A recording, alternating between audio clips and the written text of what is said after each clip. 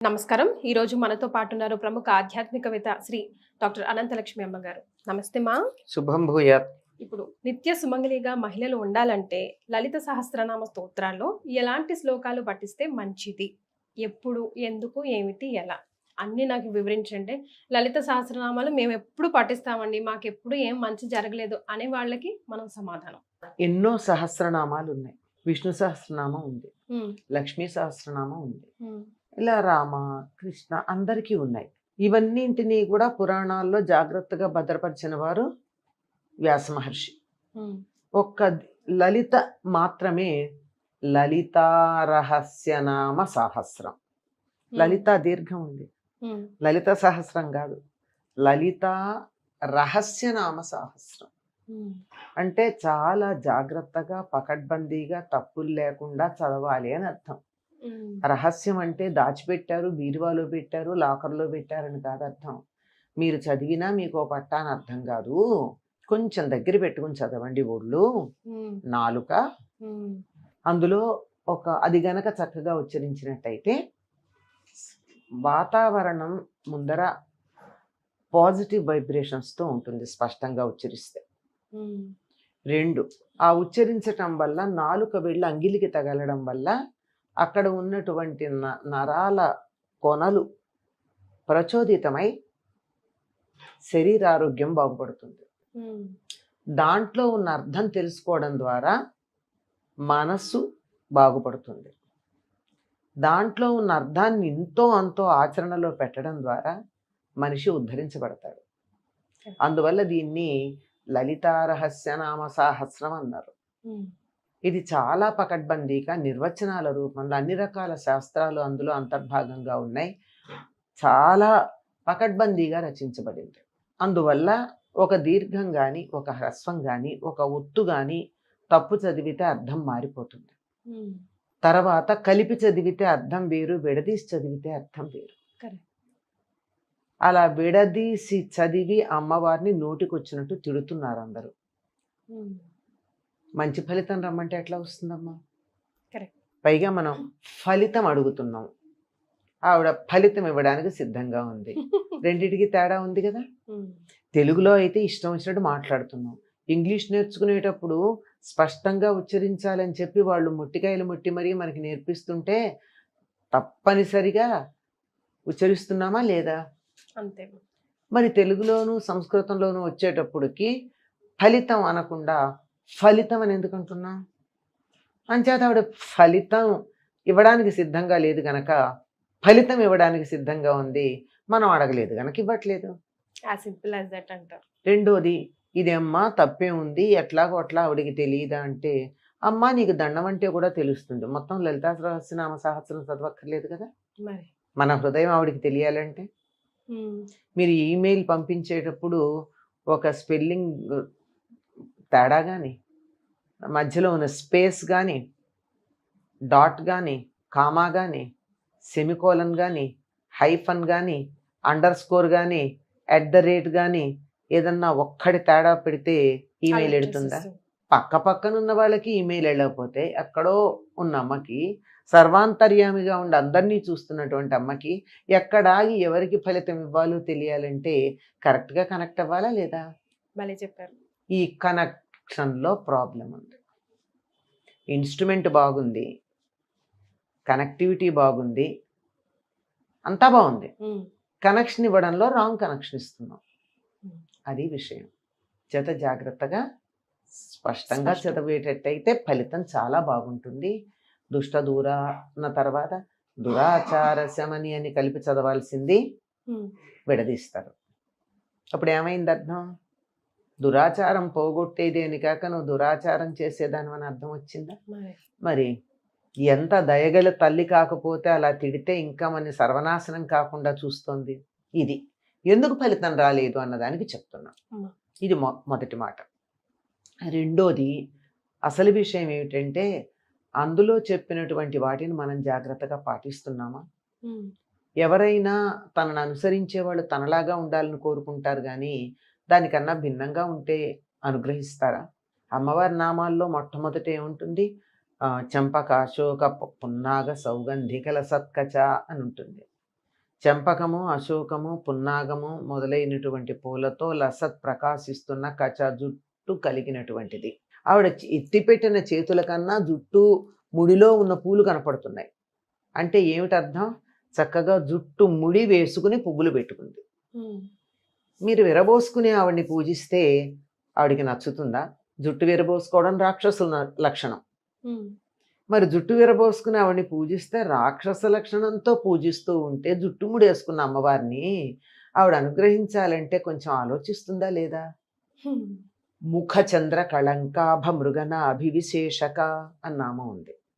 అక్కడ మనం ఏం చేస్తాం? మృగ చంద్ర కళంకాభ అని చదువుతారు.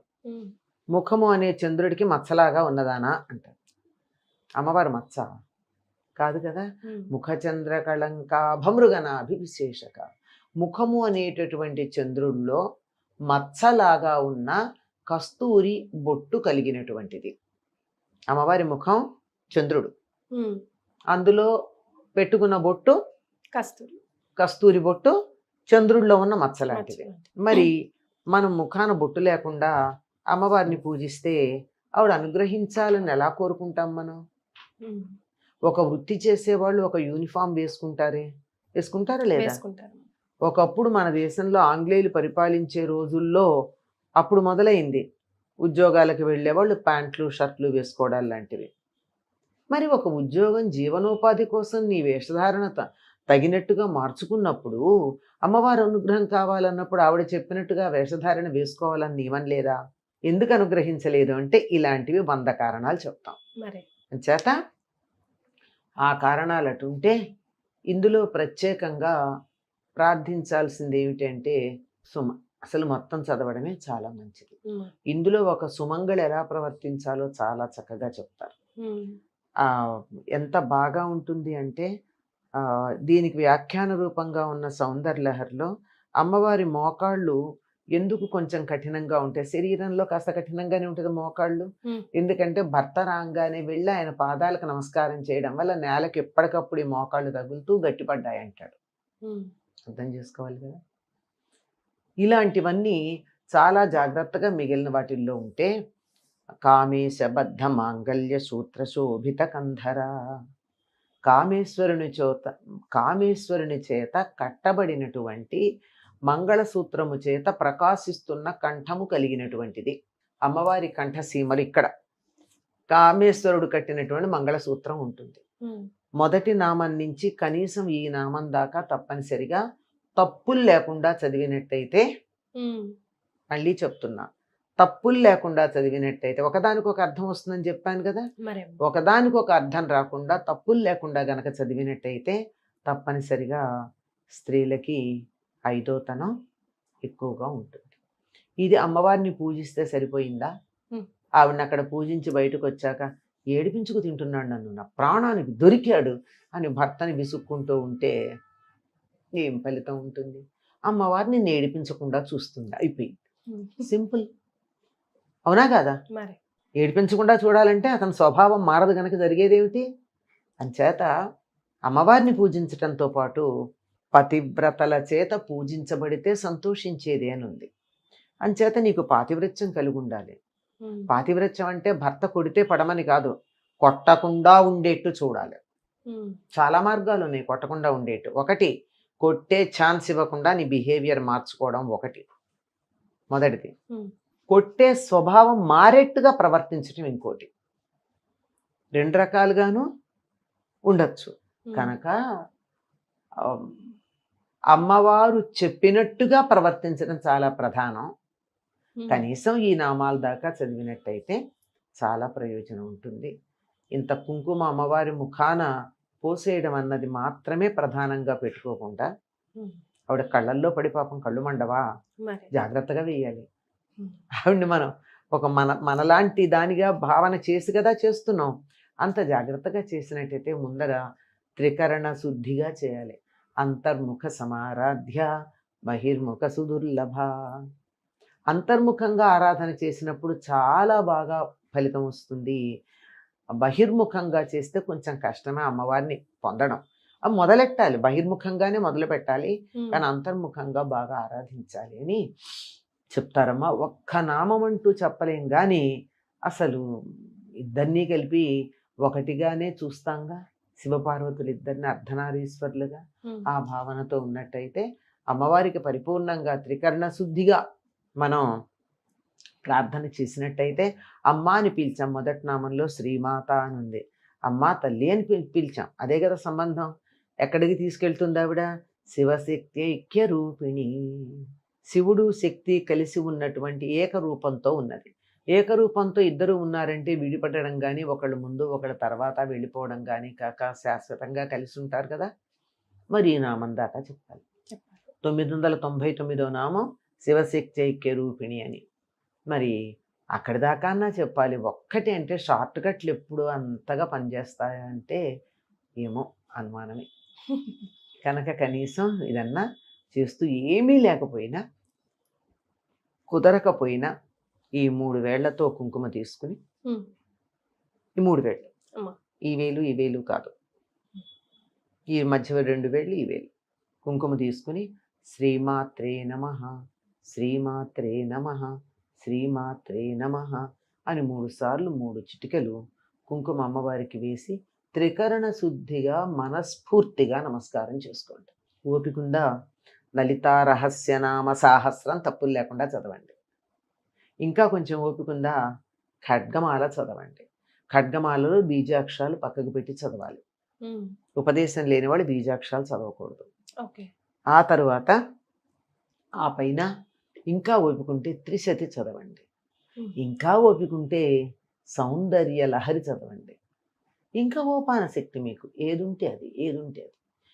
ఏమీ లేదండి, నాకు చాలా ఎక్కువ పనుంది, ఇంట్లో వాళ్ళకి సేవ చేసుకోవాలి, పిల్లల్ని చూసుకోవాలి, అత్తగారిని చూసుకోవాలి, మామగారిని చూసుకోవాలి, మా ఆయనకు ఉద్యోగంలో 24 గంటలు 20 గంటలు ఉద్యోగంలోనే ఉంటాడు, నేను ఇవన్నీ చూసుకోవాలి, మధ్యలో కూర్చుని పూజ చేయడం అనేది నాకు ఎక్కువగా కుదరదు, ఇంటి వ్యవహారాలు సర్దుకోవాలి. శ్రీమాత్రే నమః నమస్కారం చేయండి. చేసేటప్పుడు ఇంకోటి ఏం చేయాలో తెలుసా? అమ్మా. పిల్లలకి చేసేటప్పుడు వాళ్ళంతా అమ్మవారి స్వరూపాలను చేయాలి.